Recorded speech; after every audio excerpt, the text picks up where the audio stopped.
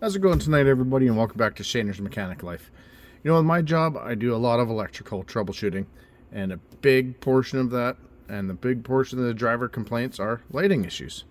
Well, in tonight's video, I'm going to show you a must-have tool, in my opinion, for anybody that does truck and trailer wiring repairs, stuff like that, or even if you're a truck driver yourself. You're stuck on a road or at the scales, you got no lights, you're going to need this tool to hopefully troubleshoot it very quickly. It's one of these.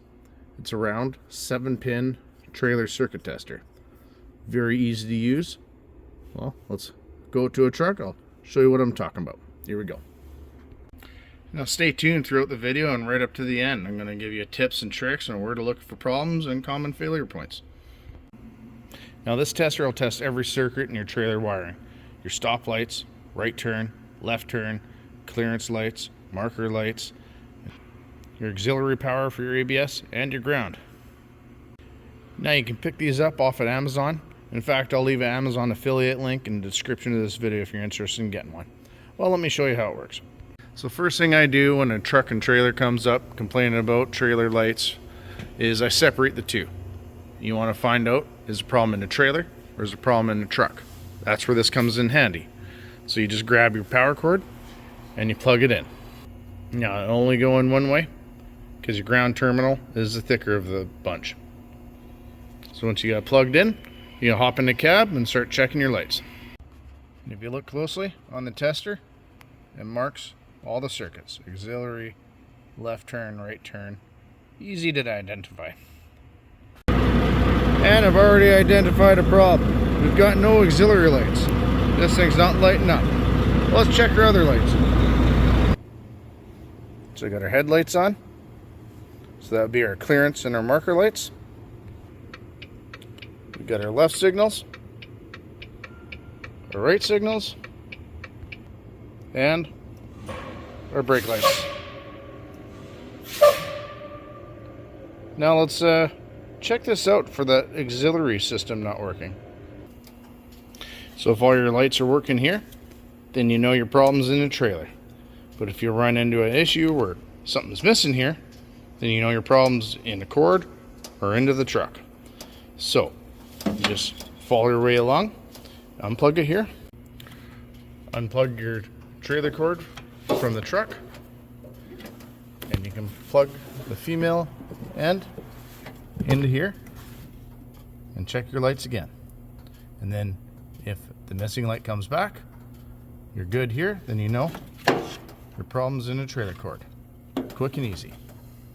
So I unplugged the trailer connector and plugged this in, and there's still no auxiliary power. Now let's check our fuse box. So in the fuse box, it says fuse 10 is trailer auxiliary power, 40 amp. And this is fuse 10. Pull it out, have a look, and you can see it's clearly blown. So with make sure you have your key off, replace your fuse, and turn your key on and check your power. Now the fuse did blow, so rather than just replacing it, you still got to find out why it blew. And usually what I found is the most common problem is your trailer cord. Check it front to back.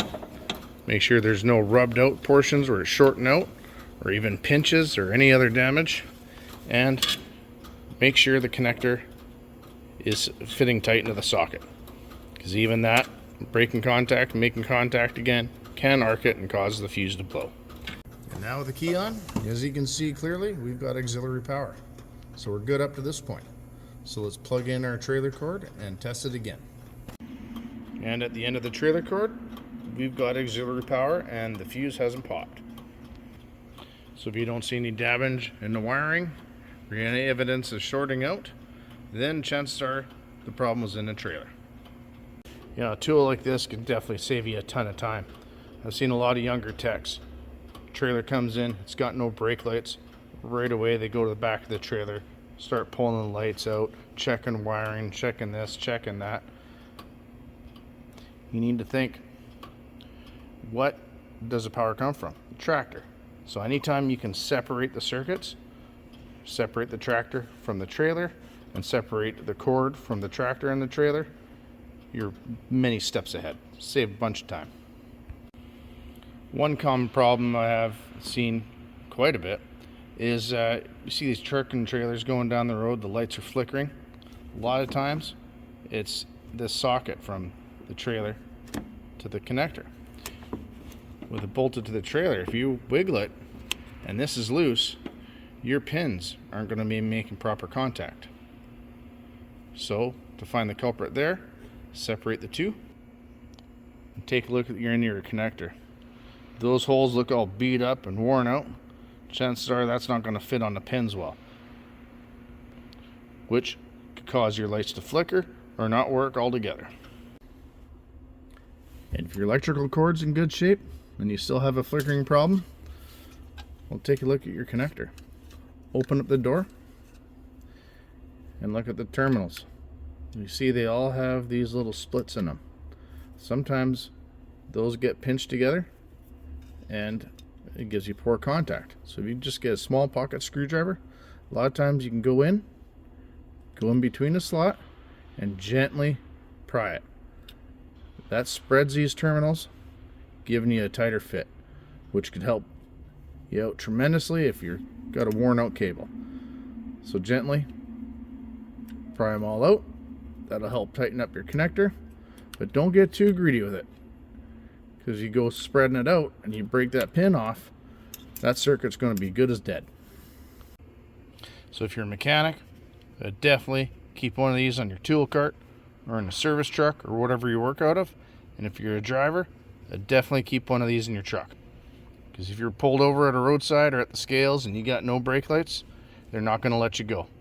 And after all, it may just be an easy fix, just like a pop fuse, or even just spreading the terminal, or even just a new power cord.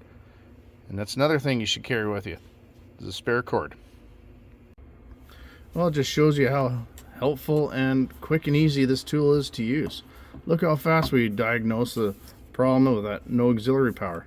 We checked it at the plug, we checked it at the cab, trailer cord was good, nothing at the cab, checked her fuse, right away it was popped, checked her trailer cord, everything looked good, double checked it, fuse didn't pop, then you know the problem is probably one of the trailers he was pulling. Well, I hope you found this video helpful and informative, and I hope it definitely helps these younger techs out there troubleshoot a little bit quicker, make a little bit more money, and save you drivers the cost of calling a mobile mechanic out just to fix the quick little problem that you're stuck at the scales for. Let me know what you think in the comments section. If you liked the video, give me a thumbs up. If you want to see more videos like this, hit the subscribe button and notification bell on the bottom right hand corner. That way you get notified when we get new videos coming out. Well, that's it for tonight, everybody. Have a good night and keep wrenching.